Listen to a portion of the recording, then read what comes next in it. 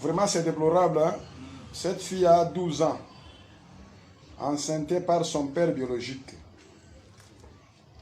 Elle a une grossesse de 4 mois. Je vous laisse voir son papa biologique. Il sera là incessamment. Oh là là, la reine Nzinga, ayoki pasi mingi na motema,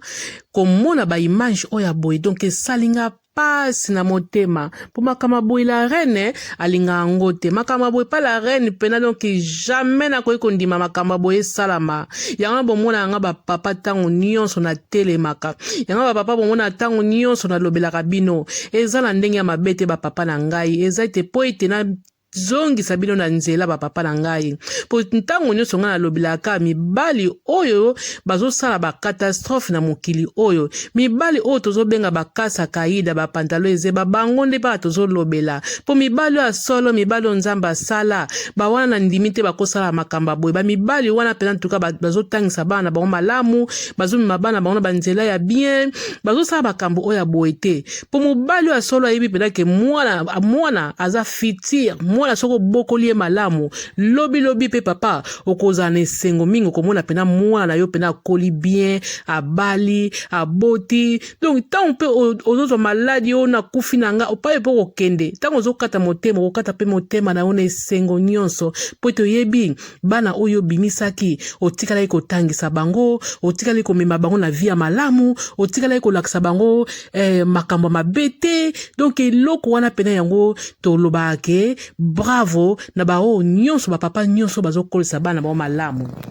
Yango na pona nga la reine Nzinga na kosenga ba papa bolimbisi po ete ba papa bozo critiquer nga mingi bozo yebisa nga mingi o ma mama bo pesa nga ba remarque peza bien azo yamba ngo penza papa bozo yebisa nga ke mama ozo lobila mingi biso ba papa po ani nango mama eske kokolo ba pe ba mama te ozo lobila ka biso sikoni ti makambo ba papa na ngai na lobila ba mama o na lobila bino ba papa makambo na lobila ba mama o na lobila bino nyonso sala maka sala makote ba papa nyonso sala makote ba papa to boite biso pe moto fungula ba porte bandako na biso pe basi to fungula pe ba porte me wala pe ko lobama kaka ko lobama na miniti oyo jamais na ko beta maboko na ko beta ba papa boy maboko te na tango opo na critiquer papa oyo po papa oyo a baby CV ya mwana na ye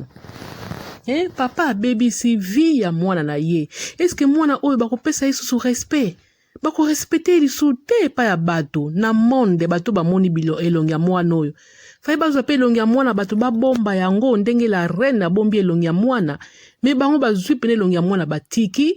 fale batene elongi ya papa nde bale mwana na monde nyonso po mutu oyo azosala mabe esengeli mabe na ye pe mwana na mokili nyonso me mwana bato ya mokebwe mwana 12 ans azape bajaka bano bazala ke papa bayebisa bango soko lobi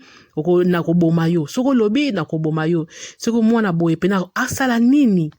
ba papa na ngai bopesi pasi bopesi soni la reine azane sengo na bino te tozoyaka awa po tolobila bino mabete ba papa tozoyaka po tozongisa bino na banzela po ete bozo souffrir mingi na mokili oyo yango la reine alingi pena ki azongisa ba papa na nzela ba papa yango na losambo pezaka malamu tango ozo sambela ezaka te okende église mais tango ozo fukama na ndako na yo penza ozo senga nzambe omona pe nzambe akopesa yo kimia wana okozwa pe misu na yo bomi